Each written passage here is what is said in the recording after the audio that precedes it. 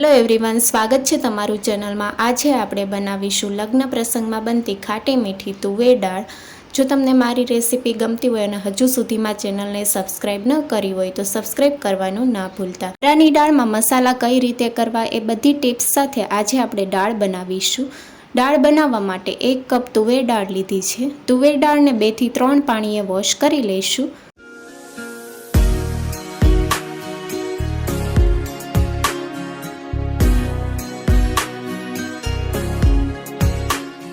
તુવેર દાળમાંથી બધું પાણી કાઢી લઈશું અને હવે 2 કપ પાણી ઉમેરીને તુવેર દાળને 20 થી 25 મિનિટ માટે પલાળી લઈશું, જેથી તુવેર દાળ સરસ એવી ફૂલી જશે। 25 મિનિટ જેવું થઈ ગયું છે અને તમે જોઈ શકો છો તુવેર દાળ ફૂલી ગઈ છે। હવે આ પાણી આપણે કાઢી લેવાનું છે અને તુવેર દાળને આપણે બાફવાની છે, તો પ્રેશર કુકરમાં તુવેર દાળ ઉમેરી દઈશું। દાળને બાફતી વખતે સરસ કલર આવે તે માટે અડધી ચમચી હળદર પાવડર ઉમેરીશું અને જે કપથી આપણે તુવેર દાળ લીધી છે એ કપથી 3 કપ આપણે પાણી લેવાનું છે। હવે કુકરનું ઢાંકણ બંધ કરી દઈશું અને 4 થી 5 વિસલ કરી લઈશું। દાળ હંમેશા મીડિયમ ગેસની ફ્લેમ ઉપર બાફવાની છે અને મીડિયમ ગેસની ફ્લેમ ઉપર 4 થી 5 વિસલ કરી લઈશું। દાળ બફાઈ છે ત્યાં સુધીમાં આપણે આમલીનો પલ્પ તૈયાર કરી લઈશું। 2 ચમચી આમલી લીધી છે। જો તમારે આમલી ન લેવી હોય તો તમે આમલીની જગ્યાએ લીંબુનો રસ પણ લઈ શકો છો। આમલીમાં ગરમ પાણી ઉમેરીશું। પાણી મેં અડધો કપ જેટલું ઉમેર્યું છે અને 10 થી 15 મિનિટ માટે પલળવા દઈશું। આમલી પલળી ગઈ એ પછી મેં મિક્સર જારમાં આમલીને આ રીતે પેસ્ટ તૈયાર કરી લીધી છે અને હવે ગળણીની મદદથી આપણે ગાળી લઈશું, જેથી એકદમ સ્મૂથ પેસ્ટ આપણી તૈયાર થશે। આમલી સાથે ખજૂર પણ પલાળવામાં આવે છે, પણ આ રીતે આમલીનો પલ્પ પણ તમે લઈ શકો છો અને આ રીતે બધું જ ગાળી લીધું છે અને આ રીતનો એકદમ સ્મૂથ પલ્પ તૈયાર થઈ ગયો છે। એક બાઉલમાં કાઢી લઈશું અને આમલીનો પલ્પ તૈયાર થઈ ગયો છે। હવે આપણે દાળ જોઈ લઈશું। દાળની પણ 4 થી 5 વિસલ કરી લીધી છે અને પ્રેશર કુકર ઠંડુ પણ થઈ ગયું છે। આ રીતે તમે જોઈ શકો છો દાળ આપણી બફાઈ ગઈ છે। દાળ મીડિયમ ગેસની ફ્લેમ ઉપર જ બાફવાની, જેથી દાળ સરસ એવી બફાઈ જશે। હવે વિસ્કરના મદદથી દાળને ફેટી લઈશું। દાળને એક રસ કરી લેવાની છે। તમે બ્લેન્ડર પણ ફેરવી શકો છો, પણ આ રીતે મેં વિસ્કરના મદદથી દાળને ફેટી લીધી છે અને દાળ એક રસ થઈ ગઈ છે। અને હવે આપણે દાળનો વઘાર કરવાનો છે। ઘરામાં બને એ રીતે જ આપણે બનાવવાના છીએ। નોનસ્ટિક પેનમાં 2 ચમચી ઘી ઉમેર્યું છે। તમે ઘીની જગ્યાએ તેલ પણ ઉમેરી શકો છો।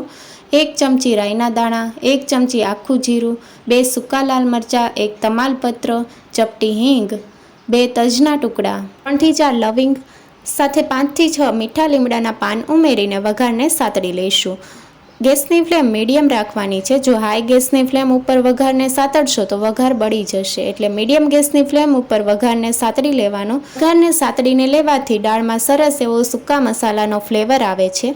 વઘાર સતળાઈ ગયો છે। હવે અડધા કપ જેટલા ટમેટાં ઝીણા કાપીને ઉમેરશું, સાથે 1 ચમચી આદુનું છીણ અને તીખાશ માટે 1 ચમચી લીલા મરચાંની પેસ્ટ ઉમેરીશું। સ્વાદ પ્રમાણે મીઠું ઉમેરશું, સાથે 3 થી 4 ચમચી જેટલા સિંગદાણા ઉમેર્યા છે।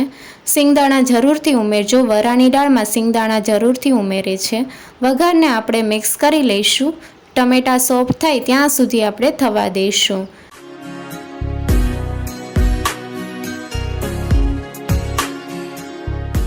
બે મિનિટ જેવું થઈ ગયું છે અને ટમેટાં સરસ એવા સોફ્ટ થઈ ગયા છે। તો હવે આપણે મસાલા મિક્સ કરીશું। અડધી ચમચી હળદર પાવડર, 1 ચમચી ધાણા જીરું પાવડર, દાળનો કલર સરસ આવે તે માટે 1 ચમચી કાશ્મીરી લાલ મરચું પાવડર, દાળને ખાટી મીઠી બનાવવા માટે 3 ચમચી ખાંડ ઉમેરી છે। તમે ખાંડની જગ્યાએ ગોળ પણ લઈ શકો છો અને 2 મોટી ચમચી આમલીનો પલ્પ ઉમેર્યો છે।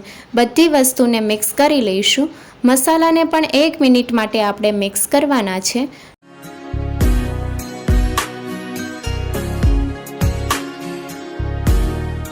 મસાલાને 1 મિનિટ માટે મિક્સ કરી લીધા છે અને હવે આપણે બાફેલી દાળ ઉમેરવાની છે। દાળ અત્યારે આપણે પાણી નથી ઉમેર્યું તો થોડી થીક છે। દાળને આપણે મસાલામાં મિક્સ કરી લઈશું। તો અત્યારે દાળ થોડી ઘટ છે, પણ આપણે આ રીતે પહેલાં મિક્સ કરી લઈશું અને પછી આપણે પાણી ઉમેરવાનું છે। દાળ અને મસાલા બંને વસ્તુ મિક્સ થઈ ગઈ છે। હવે જે કપથી આપણે દાળ ભરી છે એ કપથી આપણે 2 કપ પાણી ઉમેરવાનું છે। દાળ તમારે કઈ રીતની જોઈએ, જાડી કે પાતળી, એ રીતે તમારે પાણી ઉમેરવાનું છે અને એ રીતે તમારે મસાલા કરવાના છે।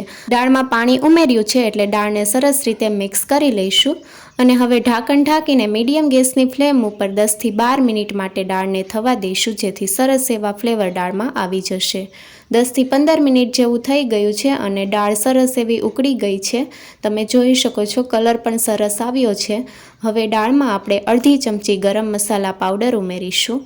બહુ સરસ એવો ટેસ્ટ આવે છે અને મિક્સ કરી લઈશું। તો આ સમયે દાળ તમને વધારે ઘટ લાગતી હોય તો તમે પાણી ઉમેરી શકો છો અને સાથે મસાલા પણ ઉમેરી શકો છો, પણ આ રીતે દાળ બરાબર છે। હવે આપણે ગેસની ફ્લેમ બંધ કરી દઈશું, ઉપરથી કોથમીરના પાન ઉમેરીશું અને ગેસની ફ્લેમ બંધ કરી દઈએ એ પછી આપણે અડધા લીંબુનો રસ ઉમેરવાનો છે।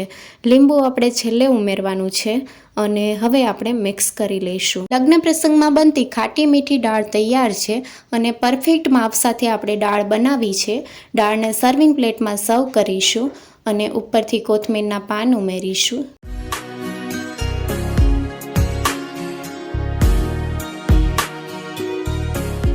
એકદમ ખાટી મીઠી દાળ તૈયાર છે। તમે ભાત સાથે સર્વ કરી શકો છો। જો રેસીપી ગમી હોય તો ચેનલને લાઇક, શેર અને સબસ્ક્રાઈબ કરો। Thank you for watching.